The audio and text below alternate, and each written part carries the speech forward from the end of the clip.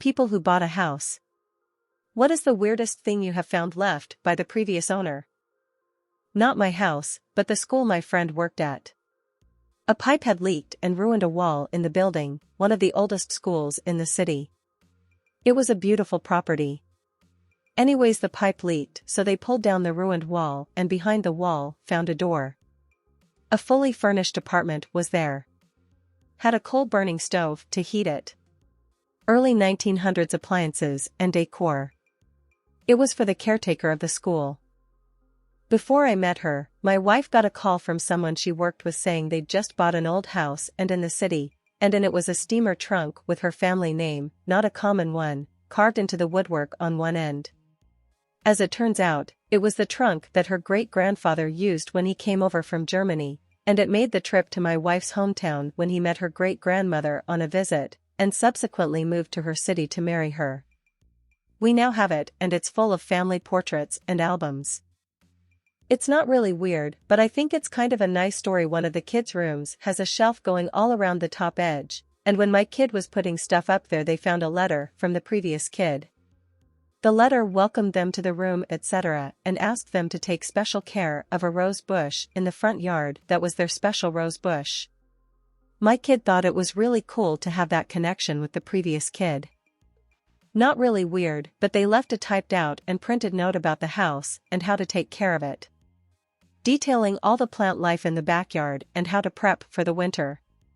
Described how to take care of the hot tub and gave random tidbits about the electrical. They were good people, lol. $200 in cash above the door on the inside the closet. I found it while painting. A diary of an American soldier in WW2, South Pacific Theater. Found it above a door when remodeling 20+ years ago.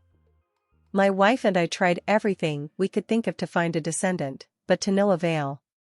Update, I just posted photos of it with the person's ID info on r/World War II. My ex-wife found, behind a drawer in a built-in cupboard, a lovely lockbox, contained several nice pocket watches and family heirlooms. The great part was that with a little sleuthing, we found the son of the man who originally built that house and reunited these items to the family. It was a wonderful experience from start to finish. Didn't buy the house. Rented. Built in 1904. There was a walk-in closet food pantry in the kitchen with built-in cabinets.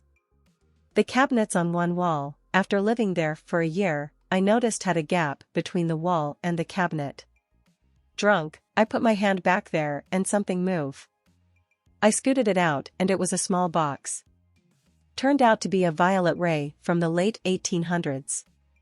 Designed by Nicholas Tesla. It still works, too. But the last time I plugged it in it electrocuted me slightly. I still have it. That they wired a room by connecting the outlet with an extension cord inside the wall. Not mine, and it was a rental, but when some of my high school friends went off to college in the early 90s they rented a house, and whoever lived there before had weed all over the place.